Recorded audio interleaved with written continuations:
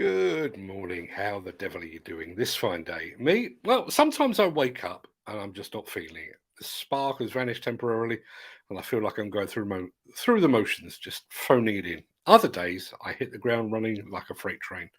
And today is a freight train day, which is just as well because we've got a very special guest lurking in our green room and enjoying the free snacks.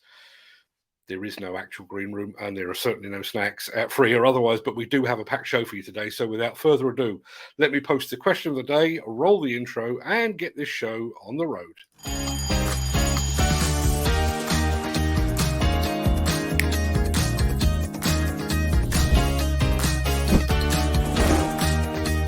Welcome to the Breakfast Show. I'm your host, Mark Anthony.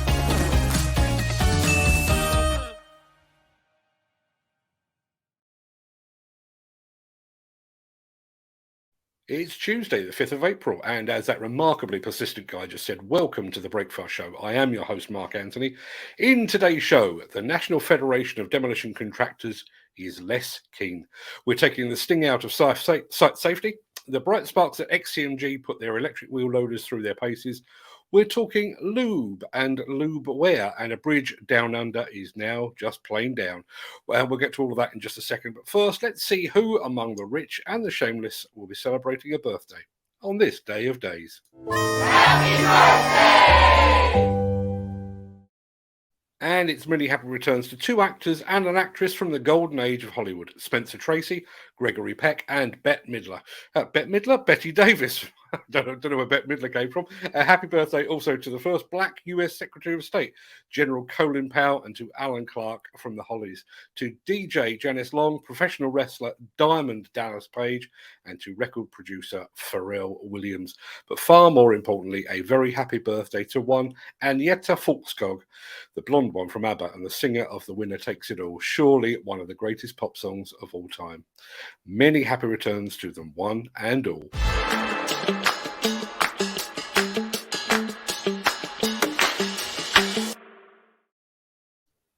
And we begin with the news that David Keane has resigned from the National Federation of Demolition Contractors, where he was a two-time, well, 1.5 times, president. David Keane was NFDC president from 1999 till 2001, following Howard Button into the presidential hot seat. The NFDC presidential crown can lie heavy on some and ill-fitting on others. David Keane, however, wore it lightly and with admirable aplomb. Erudite and well-spoken, David Keane was a true ambassador for the demolition industry. He brought intelligence, diplomacy, and an unrivaled gravitas to an often challenging role. When the Federation found itself in turmoil after Paul Brown was ousted as president in 2018, it was David Keane that rode to the rescue, stepping in as acting president and steadying the ship before handing the reins to Holly Price, the Federation's first female president. Between times, even when he wasn't wearing the chains of office, David Keane remained an influential player within the Federation. When I was the editor of the NFDC's Demolition Dismantling magazine, David was actually my editor-in-chief, upholding the editorial integrity of the magazine, often to my annoyance and frustration. And that frustration almost always stemmed from the fact that he was invariably right and I was invariably wrong. David Keane is universally liked and widely respected. He was a truly presidential president of the NFDC and a deserving honorary life vice president.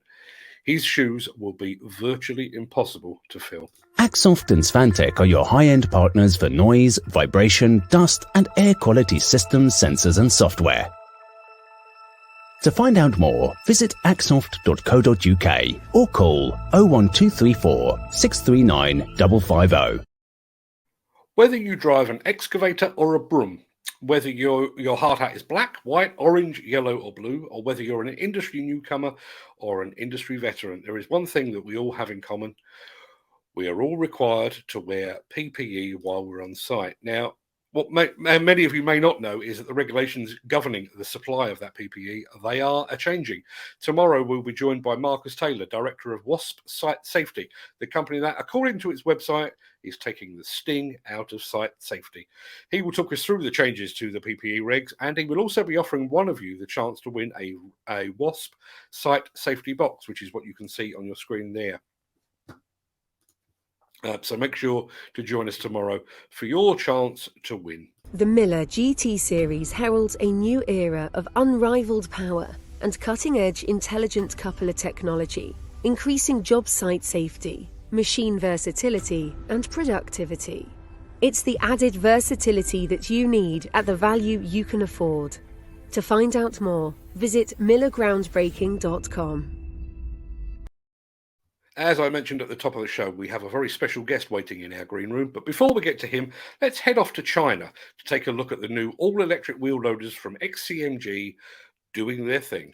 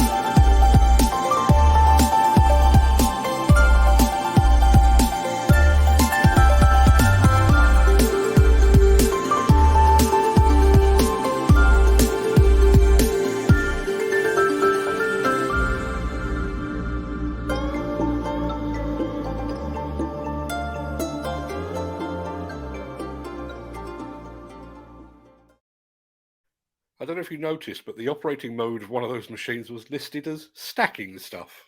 It's not wrong, I guess.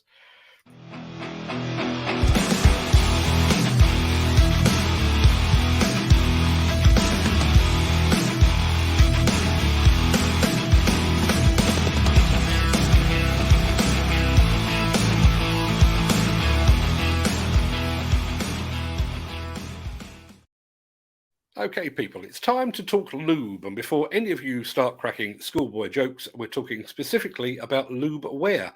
We're about to be joined on the show by Adam Cutler of Oil Analysis Laboratories. Somebody else's teeth in this morning. But while he's preparing himself mentally for the grilling he's about to receive, let's take a look at precisely what he's here to talk about.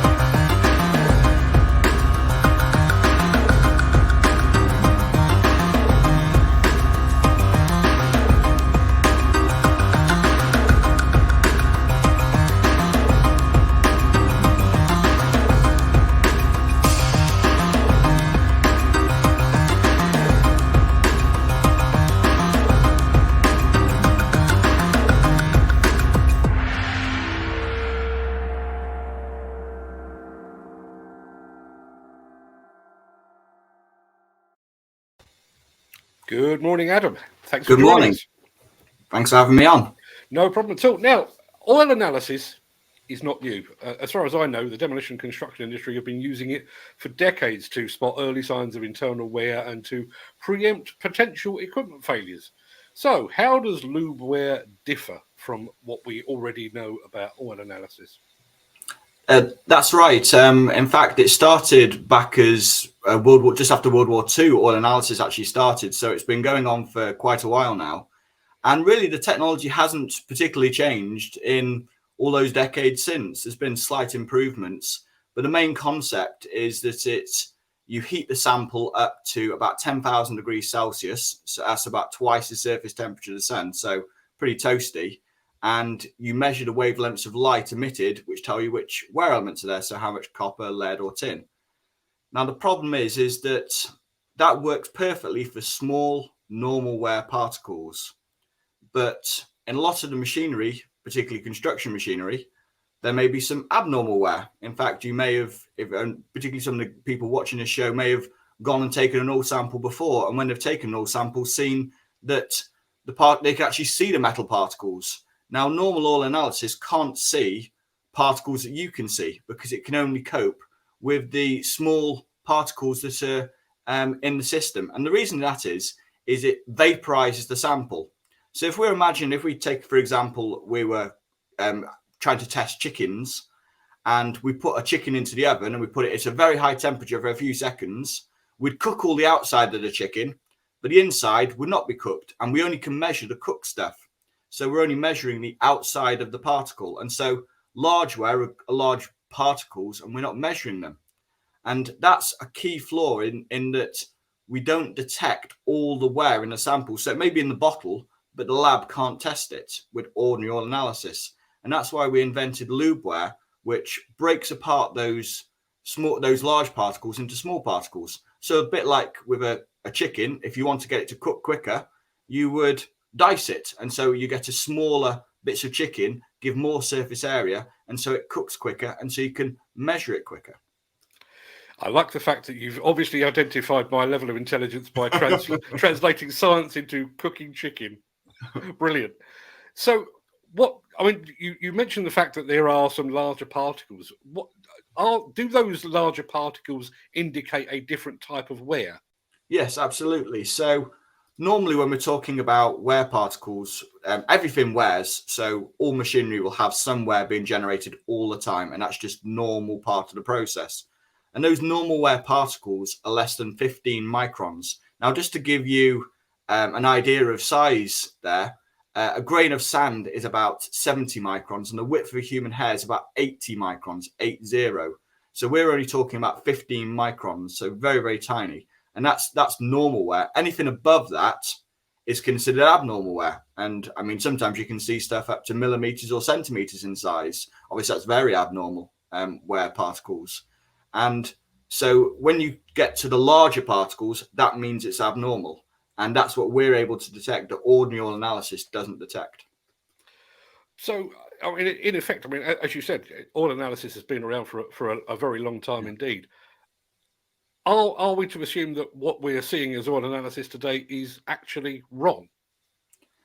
Well, yes. It's actually quite surprising that most of your oil analysis report you see is all the wear elements. Obviously, there's other tests too, but most of it's the wear elements.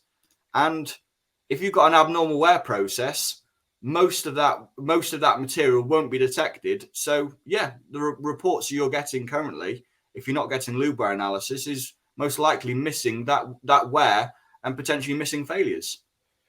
Now, we've got our friend and colleague Peter Haddockers in the chat there. Love the chicken analogy, as did I. Fluid sampling is so important to understand the health of the machine on the inside. Preventative maintenance and trending data are essential to stop major component failures.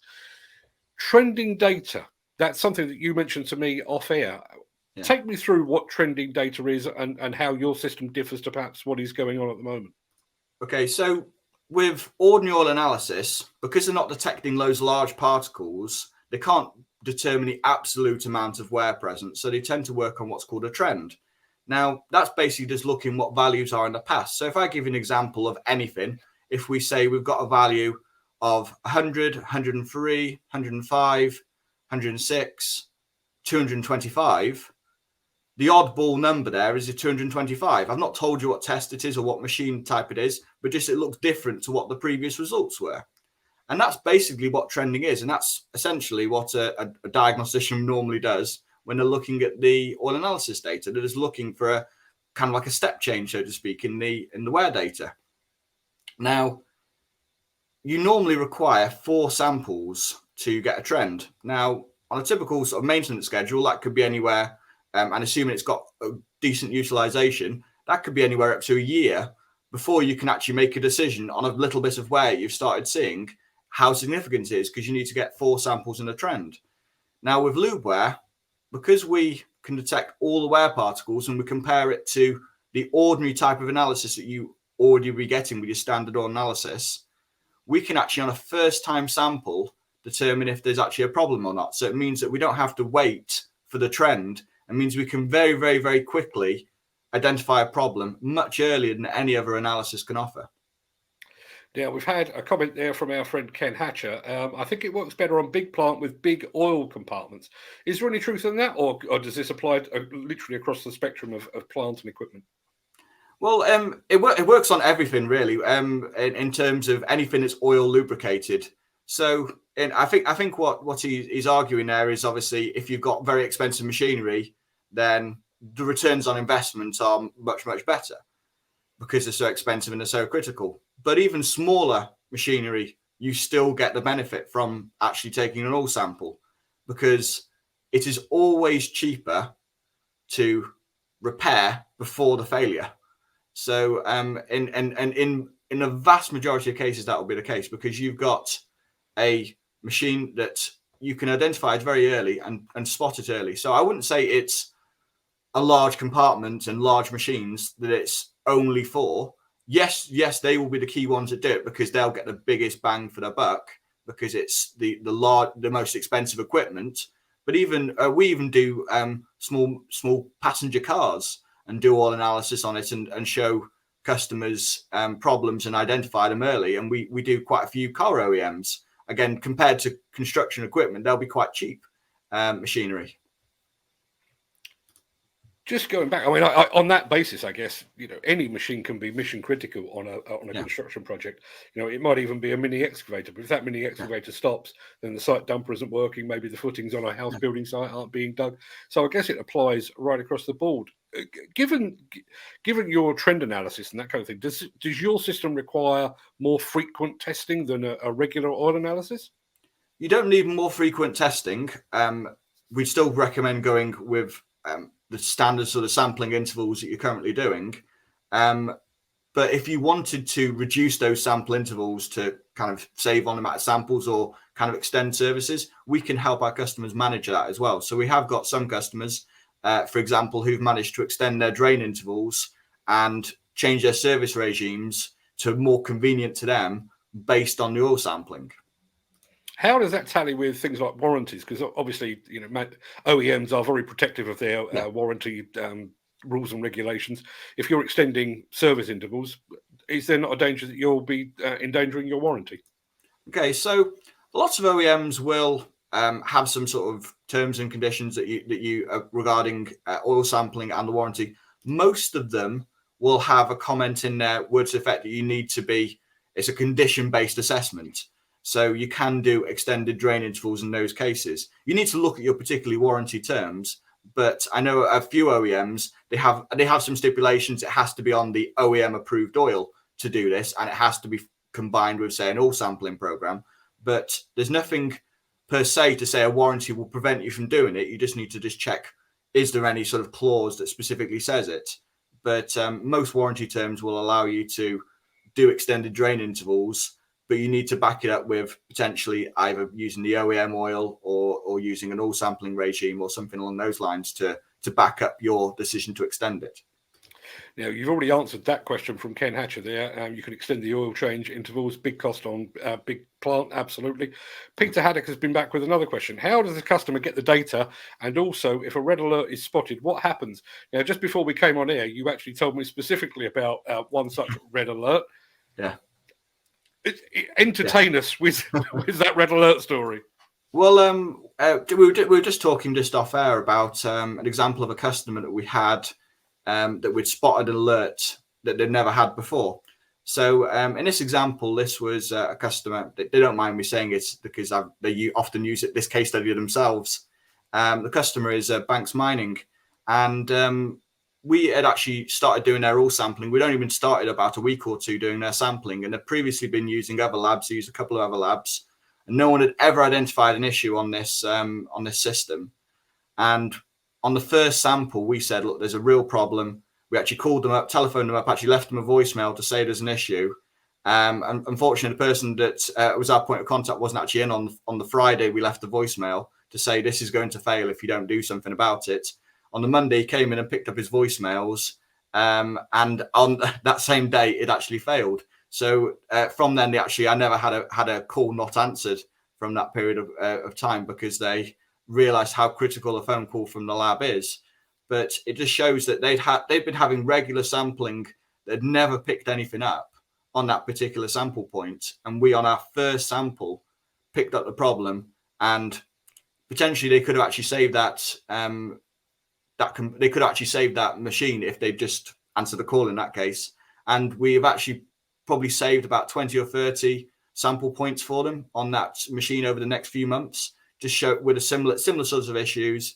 And we've actually managed to stop a lot of failures for them. And we've got countless cases, not just in the sort of construction and mining sector, but in power sectors, in lots of different areas. It's the same pattern all along, factories. And we can, on that first sample, pick up problems that potentially they would never have had picked up with an ordinary analysis.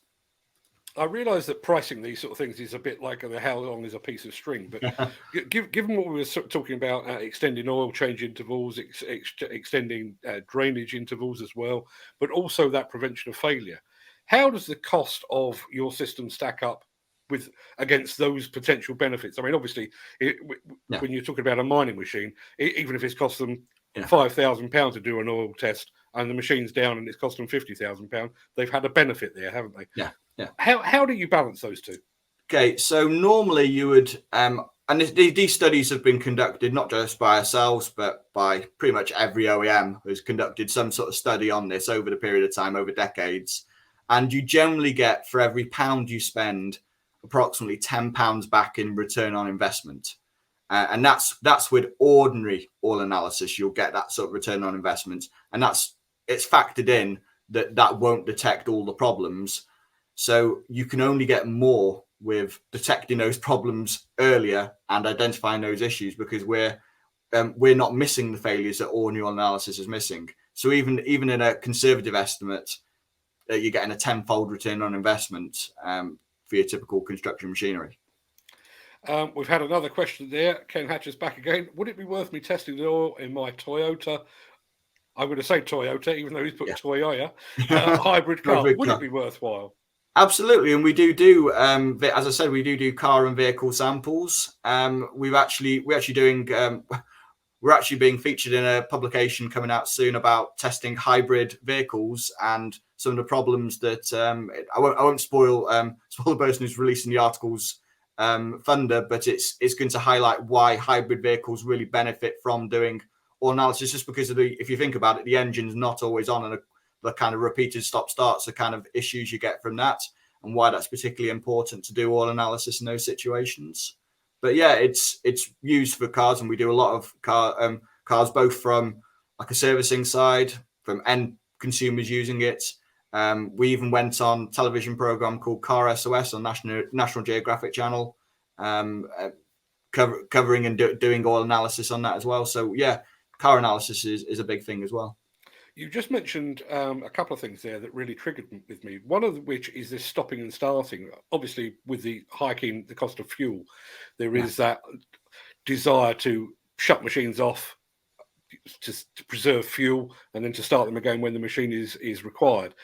My first question, I guess, is does that impact upon wear particles and potential wear and tear of the engine and the engine system? And my second question, I guess, is there's obviously been a big upsurge in the uptake of things like biodegradable lubricants.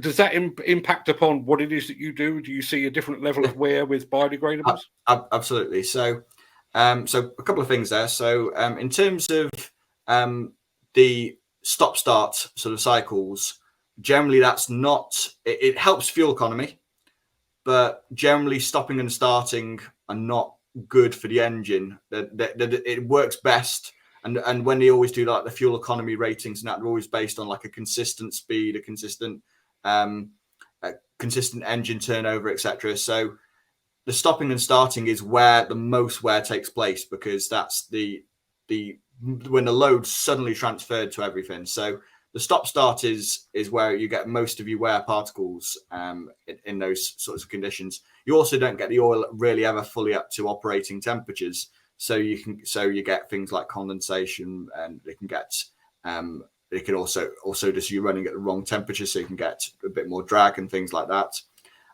One thing just out of interest, obviously with the cost of fuel at the moment, quite a few studies have been shown that doing both oil and fuel analysis as a combination, you can actually save up to 12% fuel economy. You can actually increase your fuel economy by 12%, basically because like contaminated oil and fuel can actually increase your fuel consumption by up to about 12%. Then you also asked about biodiesels and biofuels, and generally, the more sort of like greener or biodegradable or environmentally friendly products and systems you have put onto machinery, that's generally at the detriment of the components themselves. So for example, you have a lot of like, for example, if you say exhaust gas recirculation, all that rubbish doesn't go out the exhaust now, which is good for the environment, but all that ends up in the oil. And then, for example, obviously said biodiesels and that. So biodiesels will have like different ignition temperatures, and you'll tend to find that those fuels will cause other issues, potentially with the oil when you get dilution with biodiesels. So in answer to your question, the more environmentally friendly you get, you have to be more conscious of looking at the condition of the machinery, because there's less wriggle room as you get with the less environmentally friendly products and good old hydrocarbon type stuff. You win in one hand and you lose with the other. I've got a couple of comments here. Nick Drew from the Digger Man blog. My sentiments entirely, I've turned off the stop-start feature on my car. If I can figure out how to do that, I might go and do that myself, actually. And a comment from Ken, which I'm sure you'll enjoy. This guy knows his stuff, and I'm fairly sure he means you and not me. Now, Kenny's actually based down in Wales, and I think you're in Wales as well, aren't you? Yes, yes, we're in Colwyn Bay, which is just off on the North Wales coast. So we're about an hour from Chester Drive. Awesome stuff. Now, the final question for now, I guess, is where can viewers find out more? I'm not expecting them to drive down to Colwyn Bay and knock on your front door. Is there a website or somewhere that you need them to go to find out more? If you go to oilanalysislab.com, that's oilanalysislab.com. Fantastic. It's been really enlightening, Adam. I really do appreciate you sharing your expertise today. It turns out I thought I knew very little about oil analysis. It turns out I know even less than I thought I did. But really appreciate your insight today. And as I say, when this show's over and I upload the recorded version, we'll put a direct link into your website as well. But until then, thanks very much indeed for joining us. Thank you. All the best. Okay, now I need to play something else, don't I? Yes, I need to play one of these.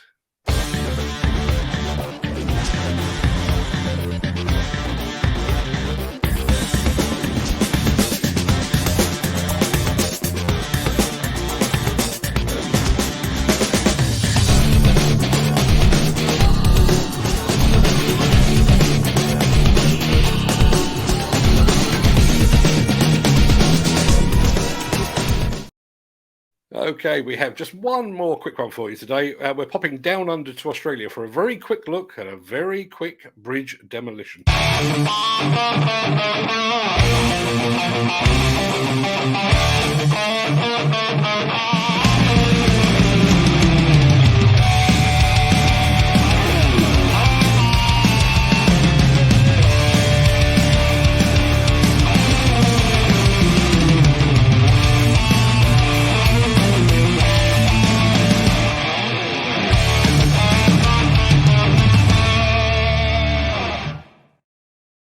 Just so you know, that was the Broom Bridge in Perth in Australia. Sorry to interrupt the guy with the funny glasses, but if you're enjoying this video, please hit the like button as it helps our channel. Or, better still, share this video with a friend or a colleague. Thank you. Right, back to Beardy. Right, that should just about do us for today's show. I'm going to roll the outro in just a second before leaping gazelle-like over into the chat to see what you're all saying today. I think Adam is still kicking around in the green room, actually. So if you've got any more questions on oil analysis and lube wear and all that, please save them up.